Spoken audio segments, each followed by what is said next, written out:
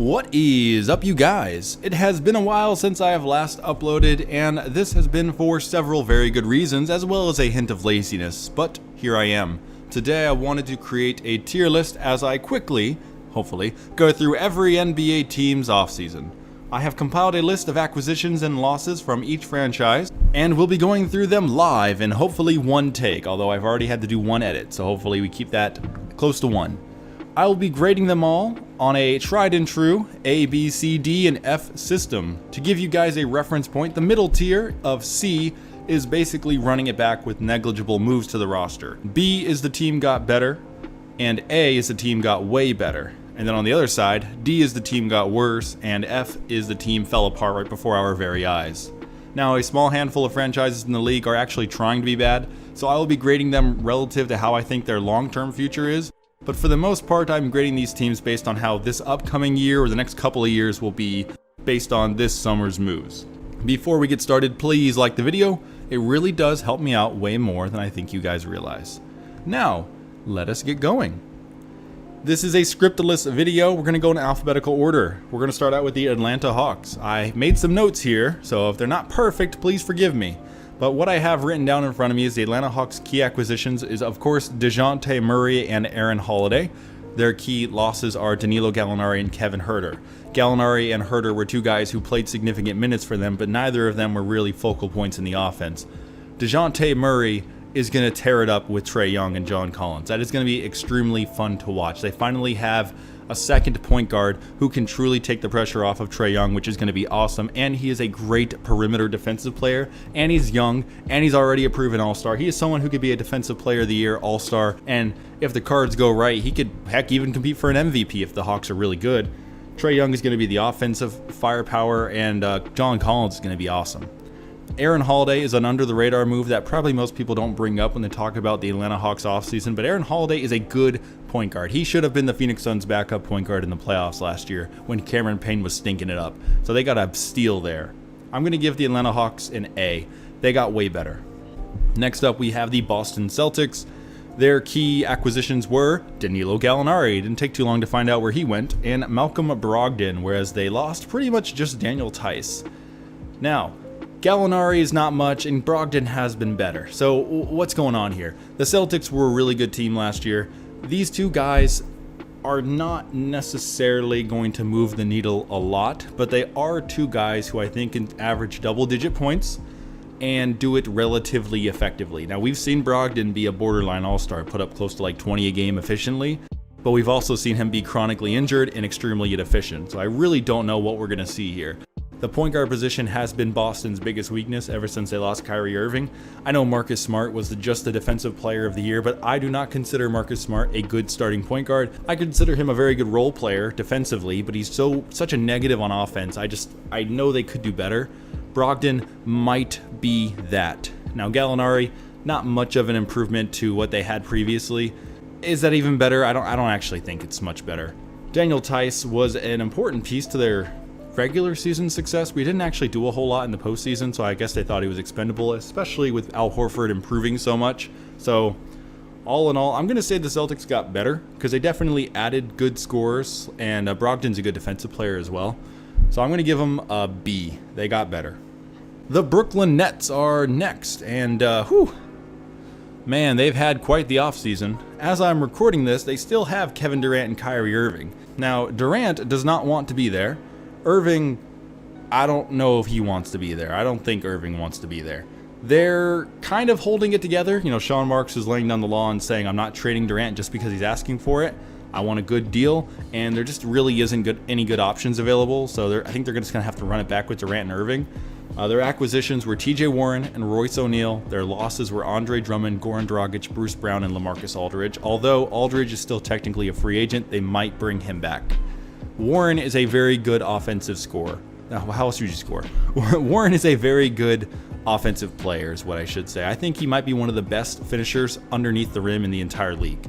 He doesn't dunk a whole lot, but he gets to the rim and he always finds a way to score. He's a very, very efficient scorer. And when healthy, he can put up a reliable 20 a game. The only problem is Warren is chronically injured with just bizarre things that he'll randomly miss a game and be gone for 3 months. It's really weird with him. Royce O'Neal gives them some quality depth in the 4 position, better than Blake Griffin was. But they lost Goran Dragic, and Dragic was really important to them late in the season last year. He kind of was a reliable person they could rely on. Of course, they still have Patty Mills, and Patty Mills does a lot of the same things Dragic does. They lost Drummond. I think Drummond was a very important piece to them. Having a quality center on your team is important. Like, that's going to help you out a ton, and they lost it. Now they just have Nicholas Claxton, and Claxton's fine. I like Nicholas Claxton. If I had an NBA team and I had the option to acquire Nicholas Claxton, I would, but you need to have someone who can bully 7-footers, or at least put up a fight against 7-footers. And regardless of what you think about Drummond, Drummond can do that. The Sixers, one of the big reasons they fell apart last year is because when Embiid got hurt, they just didn't have a quality center to play. They were playing DeAndre Jordan. If they would have had Drummond, who knows what could have happened. In all, they still have Durant. That's the important thing. That's the big piece to this puzzle. So I'm going to give them a B. I know you probably were expecting an F, but they still have Durant as of right now. It doesn't seem like he's going to get moved. Therefore, Warren and O'Neal are added. That's going to help them. Next up, we have the Charlotte Hornets, and they've had a pretty bad offseason. They were going to supposedly make a move at the not trade deadline, at the NBA draft today. You heard a lot of rumors about Gordon Hayward possibly being on the move, but in the end, they didn't do anything. All that's happened to them is 2 of their major players in last year's team are currently going through the legal system. Montrezl Harrell was arrested for having a lot of marijuana on him. That's bad. And Miles Bridges was arrested for beating up his girlfriend, which is much, much, much worse. So what's going on here? This team's in trouble. LaMelo Ball, I don't think wants to be there. Honestly, who wants to be in Charlotte right now, except for the fringe players who somehow have earned a spot on the team despite the fact they haven't really proven anything. I don't like Charlotte. I don't think they've done anything right this summer. I'm going to give them an F. They just flat out have not done well. Next up, we have the Chicago Bulls. They've done really well. I don't have any major losses to them, whereas they gained Drummond and Dragic. That's 2 players who came from the Nets. Drummond, a very, very high-quality backup center to Nikola Vucevic. Very different types of centers. Vucevic is more of a finesse and can shoot.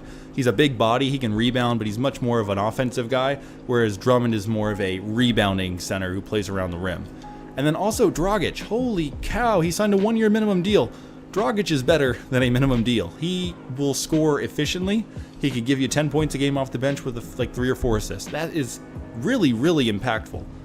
And he's one of 2 players in the league right now with gray hair, which I think is kind of funny. The only other guy is Udonis Haslem. So I think he's like the silver, I don't know, give him a nickname, you guys. I think the Bulls did great. I'm going to give him an A. Next up, the Cleveland Cavaliers.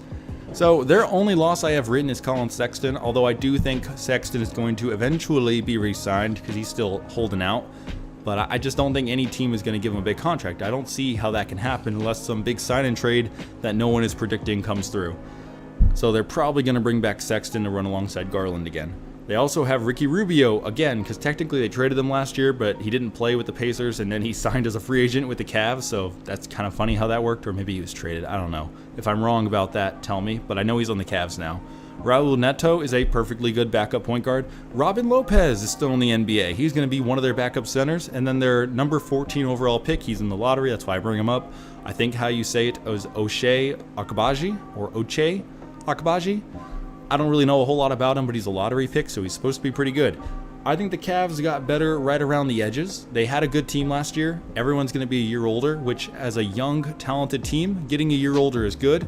Much better than a team led by a bunch of 30-year-olds. So, in all, they didn't really make a lot of big moves, but I do think they got better. I'm going to give the Cavs a B. Next up, the Dallas Mavericks. Their obvious most significant loss was Jalen Brunson, who definitely had his ups and downs in the postseason, but in general played really well. I think Brunson is a very good offensive player, and he's going to do really well with his new team. We'll talk about that team later. The Mavericks' big additions were at the center position, which was their biggest issue. Christian Wood is a true quality starting center who they are going to have a lot of success with, I imagine. And JaVale McGee, holy cow, that's a steal right there. JaVale McGee is a great backup center.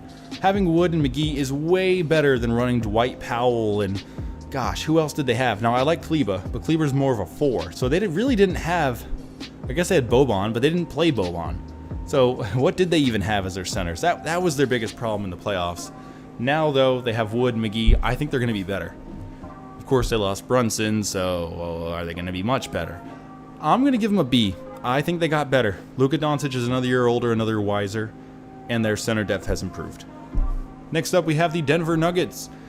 So their changes are a bit interesting. I am going to bring up players who were injured last year who are returning from injury, because that is basically an addition. They have gained Jamal Murray and Michael Porter Jr. Those are two guys who could be all-stars, both averaging over 20 a game. I'm sorry if you hear that. That's my cat trying to come through the doggy door. She likes to bap it a few times first. Their other lesser moves that were still significant was they had acquired Bruce Brown, DeAndre Jordan, Kentavious Caldwell-Pope, and Ish Smith. That's a lot. Oh my gosh. That is a lot of moves around the corners. They lost, though, Will Barton, Bryn Forbes, JaMychal Green, Monty Morris, and as of right now, they have lost DeMarcus Cousins, although he technically is a free agent. All right, she finally came inside. Did they get better? I would say so. I'm going to give them an A. Sorry I didn't talk about it too much, but they have two borderline all-stars who will be on their team this year who were not on their team last year, and last year they had the MVP on their team, two-time MVP, and they were the 5 seed. So just imagine how good they could be this year, assuming injuries don't kind of drag them down again. Next up, the Detroit Pistons. This is a team who's on the other side of the table. They are not trying to be good. What the heck did they do? They lost Jeremy Grant, their franchise player who was only on the franchise for 2 years. They got rid of him for an underwhelming package, but it was all about the future and draft picks and whatnot, which I understand, especially when you look at Victor Wembanyama, the expected number 1 overall pick in next year's draft. The Pistons definitely would like to add him to Cade Cunningham. But who else did they get? Kevin Knox. I don't think he matters. Nerlens Noel. I don't think he's going to be on the team very long. And then they have a couple lottery picks. Jaden Ivey, who was the 5th overall pick, and Jalen Duran, who is the 13th pick. He's a center, by the way. I think they are set up very nicely for the future. In my opinion, they should get as many guys 24 years old and younger as they can. They're going to be bad. That's just how it is. I don't think they should intentionally be horrible. Like, I think they need to play their young guys and try to win every game they can, which is what they're going to do. But I really think they should try to win every game they can, and they're still going to finish near the bottom of the league. As long as they're in, like, the top 7 or 8, I don't remember exactly what it is. They have, like, an equal chance of getting that number 1 overall pick, so let them be bad. It might be bottom 3, actually. I truly don't know what it is. But let them play hard. Let them get better. Next year, they might be able to add Victor Wembanyama, and then we'll see what they can do. I'm going to give them a B because they are being smart for their future. Next up, the Golden State Warriors, the defending NBA champions. They got worse. I'm just going to make that very simple. They lost Gary Payton. That was a big piece to last year's team. They also lost Otto Porter Jr. In exchange, they acquired Dante DiVincenzo, JaMychal Green, and James Wiseman will be returning from injury. Those moves right there are not that impressive relative to what they gave up. James Wiseman, this is his make or break year. We're going to find out if he's going to be their starting center or if he is forever going to be a Nerlens Noel type. I mean, he is coming off the bench behind Kevon Looney. Looney is a perfectly good player, but Wiseman is supposed to be better than Looney. Like, there's no doubt in my mind everyone is going to be disappointed if Wiseman finishes year 3 as a backup center to Looney. That just is going to be unacceptable. I think the Warriors got worse. I hate to be super negative, but I think they got worse. Throw in the fact that everyone's a year older, including Draymond, who I just am really not a fan of.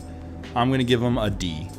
Houston Rockets. All right. They, even though they're a young team trying to prepare for the Victor Wembanyama sweepstakes, they didn't do a ton in this past offseason. They really didn't acquire a lot beyond draft picks. They lost John Wall. That's actually a plus. Even though it's a loss, I think it's a plus. They lost Christian Wood, which, given that their new timeline is going to be younger, fine, that's okay. And as of right now, they've lost Dennis Schroeder, who surprisingly still has not been signed. That really blows my mind. He is a good player. I don't know why he's still a free agent. And their big name acquisition was their number 3 overall pick, Jabari Smith. Overall, they really didn't do a whole lot, but they got rid of some older guys who were going to help them win games, which technically is going to be good for them if they want to get that number 1 overall pick. Still, though, I think the Pistons did better, but I only gave the Pistons a B. I'm still going to give the Rockets a B. I think they've made a smart decision. Next up, we have the Indiana Pacers. Holy cow. They lost Malcolm Brogdon. They kept Miles Turner, of course, because no one wants him. They acquired Daniel Tice. I don't really know why I wrote him down. And they also acquired Benedict Mathurin, who is the number 6 overall pick. Pacers are kind of in an interesting spot because they're not rebuilding, but they're also kind of rebuilding. What I think they're doing is they're retooling on the younger side because they're still running out Miles Turner. They still have, now they have Tyrese Halliburton. They've got Mathurin now. Jalen Smith is on their team. He was the Phoenix Suns lottery pick from a few years ago. Like, this is a team that is younger, but they're not going to be horrible. I don't think they're going to be good, though. Like, I think the Pacers are trying to be a good team, but I don't think they're going to be very good. I'm going to give this acquisition of summer moves a C. I really don't think they really accomplished a whole lot relative to last year. LA Clippers, they lost Isaiah Hardenstein. That's pretty bad. But they acquired John Wall. That's pretty great. The Clippers entered the offseason as one of the most stacked teams in the league, but they had one weakness. It was truly their point guard situation, and they exchanged the point guard weakness with their center weakness. Now they have a weakness at the 5 spot. Beyond Zubac, now they, I guess, are going to be running Robert Covington, the 6'8" center with quotations around the word. That could be bad, but also they just have so much firepower that they should be great. And then I guess the other plus that we need to mention is Kawhi Leonard, who should be returning from injury. But I need to say this. I haven't seen anywhere that is 100% guaranteeing he's going to come back from injury. Kawhi Leonard is this mystery man who doesn't tell anyone what's going on, and he might show up for game 1 of the regular season and be great, or he just might not play till December before we find out what's going on. Like, that's the sort of reality that Kawhi Leonard brings to a team, is this level of uncertainty that not a lot of other teams have to deal with. You know, the Nets, the Sixers, you know, there's a lot of dysfunctional teams out there, but they kind of understand what's going on. Their players are very vocal, whereas Kawhi Leonard just will not say anything to anyone. He'll literally go to a game and sit in the crowd and watch the team play, and the team's like, Kawhi, I don't understand. Why aren't you down here with us? We don't know what to say. And they're afraid to say anything because he's so good at basketball, they don't want to make him upset. But it's just this really uncomfortable situation that I imagine a lot of Clipper fans are trying to ignore and say, oh, he'll be fine, he'll be great. Will the Clippers be better this year? Yeah, I think they will. I'm going to give them a B. They didn't get a lot better, and they might not have gotten any better if Kawhi Leonard is truly hurt. But I think they're going to be better. Next up, the LA Lakers, who I think may have had the most dramatic roster change from last year to this year in the entire league, because their entire team is LeBron James, Russell Westbrook, Anthony Davis, and other guys. I think Austin Reeves and Kendrick Nunn are like the only 2 guys. Oh gosh, there's a guy with 2 names. Talon Horton Tucker. He's the other guy. They did acquire Juan Toscano Anderson, although I don't think he's really that significant. Thomas Bryant is significant. Lonnie Walker is significant. And I think Damian Jones is kind of significant too, although he doesn't really get a lot of talk. Thomas Bryant is a true center who is going to take a lot of the big man pressure off of Davis. Davis is soft. I hate to break it to everyone. He gets hurt if you look at him funny. So having Thomas Bryant down there to do most of the bullying for rebounds and protecting the rim is going to help keep Davis on the court, which is going to make their team better. They lost Malik Monk. That kind of sucks. He was on a really, really cheap deal last year. He took the LA Lakers pay cut, where you take a pay cut just so you can be on the Lakers, but he's worth more now, so he left. And then also, I wrote down Carmelo Anthony and Dwight Howard are free agents because they are. Are they going to make another return to the Lakers? Who knows? Honestly, they might. Did the Lakers get better? No. Holy cow, no. LeBron James is another year older. Anthony Davis is still playing basketball with glass bones and paper skin. And Russell Westbrook is still as hard-headed as ever. He just recently fired his agent, who told him he needs to play through the season and try to improve his public image, or on-the-court image, pretty much the same thing. And he's like, no, I don't want to do that. I want to get traded. You're fired. I'm glad I'm not a Laker. I'm going to say the Lakers get a D. I don't think they really did themselves any favor this offseason. Memphis Grizzlies. This is a team that I looked through everything, and I don't think they made any significant moves, whereas they lost 2 guys who were pretty important, Kyle Anderson and DeAnthony Melton. So because of that, even though they're a really good team and they are on the rise, I think they made a step back this year. I'm going to give them a D. Ja Morant might be an MVP player this upcoming season and will them to the top 4 in the Western Conference again. But I'm going to say it right here. Ja Morant scares me because he plays with a level of ferocity that I've only ever seen in a guy named Derrick Rose. And we all know what happened to Derrick Rose. I am genuinely worried Ja Morant is going to injure himself young, and that could be a whole thing that the Grizzlies will have to deal with. I don't want that to be reality. I'm sad that I even brought it up. I don't want it to happen. I don't want me to have jinxed anything. I don't believe in jinxing anything, but still. Overall, I'm giving the Grizzlies a D. They didn't get better. Next up, the Miami Heat. They are pretty much the same situation. They made no significant acquisitions. PJ Tucker is now gone, and Kyle Lowry is another year older. I think they get a D. They just didn't get better. Milwaukee Bucks. They didn't lose anybody significant, and they acquired Joe Ingles. Not that Joe Ingles really moves the needle a whole lot. I'm going to give him a C. Minnesota Timberwolves. They lost Malik Beasley, Patrick Beverley, who was a very significant piece to their team last year, and Jared Vanderbilt, a very underrated, talented young forward. In exchange, though, they acquired Kyle Anderson, Bryn Forbes, and of course, Rudy Gobert, the man who is going to make their defense at least league average. The Wolves are going all in, and I love it. I think that's going to be so stinking fun. They are such a good offensive team. They have D'Angelo Russell, Anthony Edwards, Karl Anthony Towns, and now Rudy Gobert catching lobs. Like, that is going to be a really good team. I'm going to give them... if I give them an A, I know people are going to be upset with me because, oh, they traded all their draft picks for Rudy Gobert, and it's the very popular opinion is Rudy Gobert is not good at basketball. But I'm going to disagree with that. I'm going to give them an A.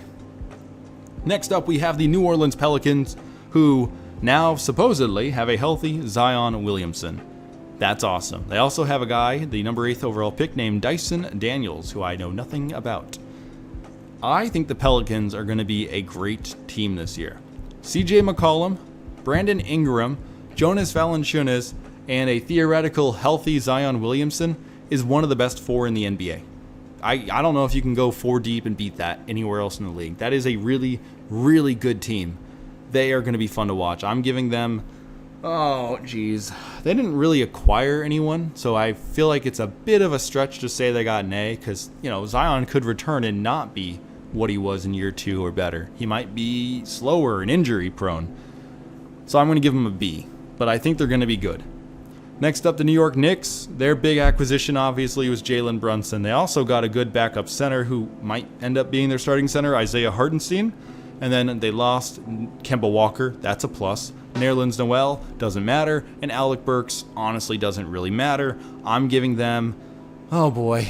Is Jalen Brunson really worthy of an A? I don't think he is. I'm going to give him a B. We're already up to 30 minutes, just about. So I'm going to try to keep the ball rolling and not talk my head off. Oklahoma City Thunder.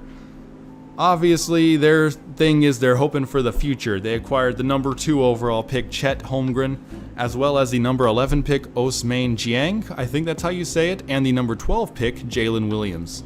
That's pretty good. Their only significant loss was Isaiah Roby, who they apparently gave up on. I think the Thunder are going to be a really, really fun team to watch this year. I 100% believe that. I'm giving them an A. Their future is better, in my opinion, than either Detroit or Houston. Yeah. Moving on, Orlando, another team looking for the future. They really didn't do a whole lot. Their significant loss, if you want to call it that, was Robin Lopez, but I don't think that matters. And their gain was Paolo Banchero, the number 1 overall pick. I'm going to give them a B. I know you're thinking an A because I got the number 1 overall pick, but I'm giving them a B just because that's all they seem to have done. Now, they already are a young team. They already have pretty much every position filled by a young player. And hey, we could also mention Jonathan Isaac is returning, supposedly from an injury that seen him miss, has it been 2 years or a year and a half? It's been a long time since we've seen Jonathan Isaac on the court. So who knows what he's going to be like. I do like Paolo Banchero. I also like Cole Anthony. I like Franz Wagner.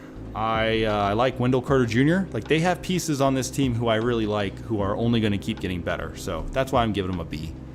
Philadelphia, they acquired PJ Tucker, Daniel House Jr., and DeAnthony Mellon, and they really have no significant losses. That's pretty awesome.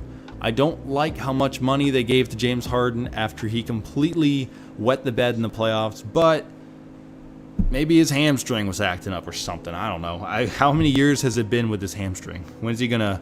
That's gonna stop being the crutch whenever he has a bad game. I'm gonna give the Sixers a B. Those are really good pieces around the edge, especially D'Anthony Melton, in my opinion. But they're still relying an awful lot on James Harden, who just hasn't proven he can produce a lot in the playoffs in quite a while. And his regular season efficiencies have just also been falling. So I'm kind of worried about that. And they still don't have a true backup center, although Paul Reed, who didn't play a whole lot last year, is supposedly pretty good, and I would like to believe he could step up and be a good backup center this season. Next up, the Phoenix Suns. I think they had a bad offseason. They lost Aaron Holiday and JaVale McGee. Aaron Holiday, like I said earlier, he should have been their backup point guard in the playoffs when Cameron Payne was shooting 11% from three, or was it 19%? It was really bad either way. And then JaVale McGee, he was a good player. There was nothing wrong with McGee. They lost him. Their only significant acquisition is the fact that they have Dario Saric returning from an injury, and that's awesome. Dario Saric was a very good player for them 2 years ago. He was one of their mainstays in the starting rotation for the most part. I don't like Jay Crowder in the starting rotation. I know he has the reputation of being a good defensive player, but the reality is he works hard. Therefore, he does come up with a play here and there, but as a whole, I don't think Jay Crowder is a good defensive player, and he's a negative on offense. Like, his best offensive trait is three-point shooting, which he's below a league average in. So I just don't understand all the hype for Jay Crowder's three-point shooting. Dario Saric can shoot threes a little, but he's also very capable at scoring inside. And then I suppose I could also talk about the fact that DeAndre Ayton is coming back to the Suns at a very, very big contract, but I don't know. I worry that he's going to Andrew Wiggins it and just not get better until he gets traded mercifully in 3 years and then he finally blossoms. Wouldn't that be funny? I'm giving the Suns a D. They did not get better. Portland Trailblazers acquired Gary Payton, Jeremy Grant, and their 7th overall pick, Shaedon Sharpe, and they really have no significant losses. That's awesome. They are in a position where it's very clear they are trying to win games. They do not want to get rid of Damian Lillard. Therefore, they are trying to win right now. Jeremy Grant makes their defense so much better, and he's another guy who could put 20 up a night every single game. And then Gary Payton, he's another good defensive player who is also capable of scoring double digits. Like, that's awesome. And then who knows what Shaedon Sharpe will be. He missed the entire summer league, so you didn't get to see anything from him. But maybe he'll be a good player. I don't know. He's a 7th overall pick. He's pretty good. I'm going to give him a B. You know what? No, I'm giving the Portland Trailblazers an A. I really do like what they did this offseason. Next up, the Sacramento Kings.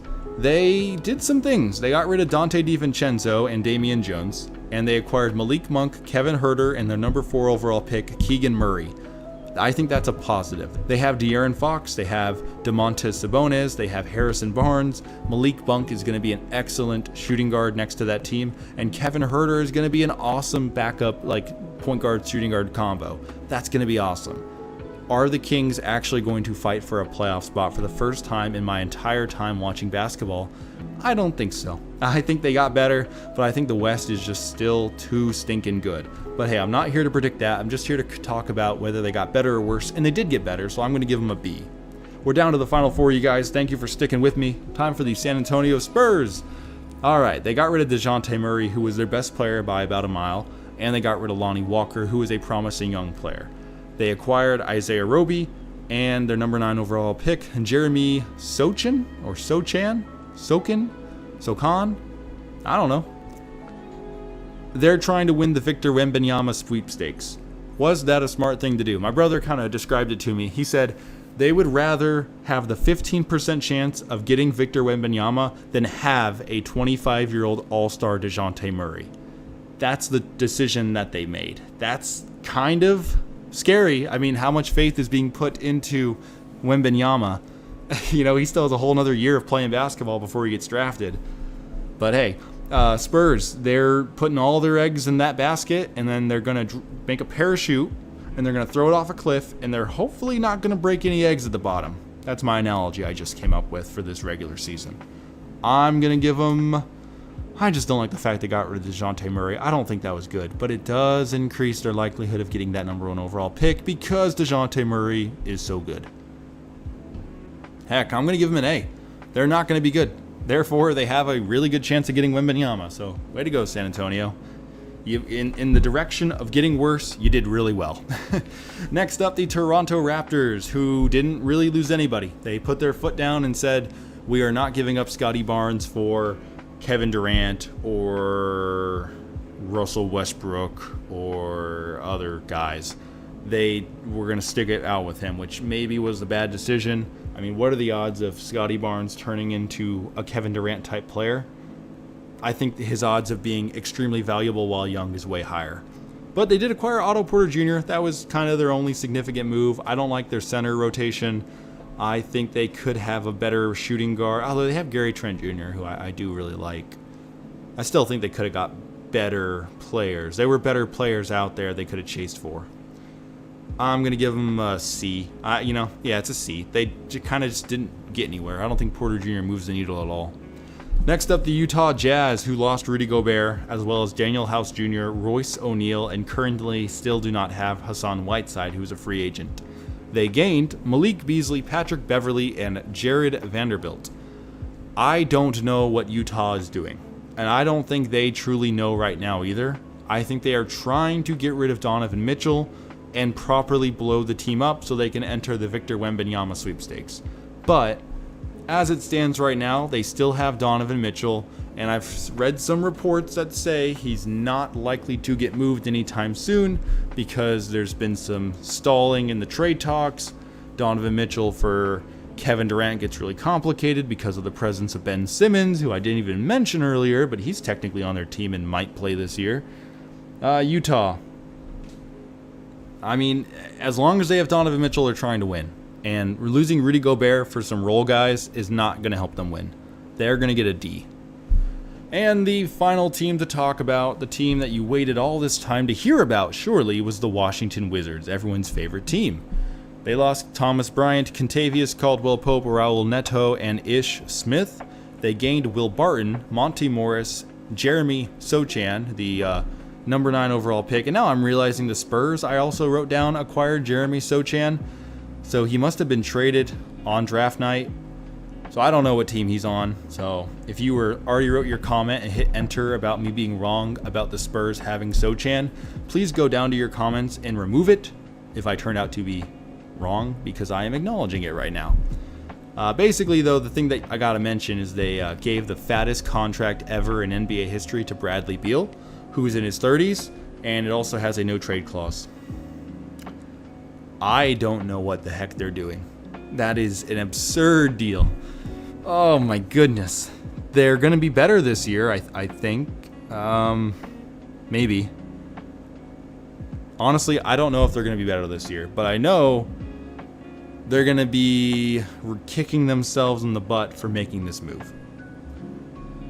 Yikes. I don't even know how to rate this team. I'm going to give them a C. I don't think they really made much progress right now, but it might equal failures in the future. So, thank you guys for watching this video. It really does mean a lot to me that you stuck through to the end. Please comment your opinion of my opinions of these NBA teams off seasons. Let me know which teams which moves I overrated and which ones I underrated. I do genuinely want to hear about it. Thank you all for watching again, and subscribe.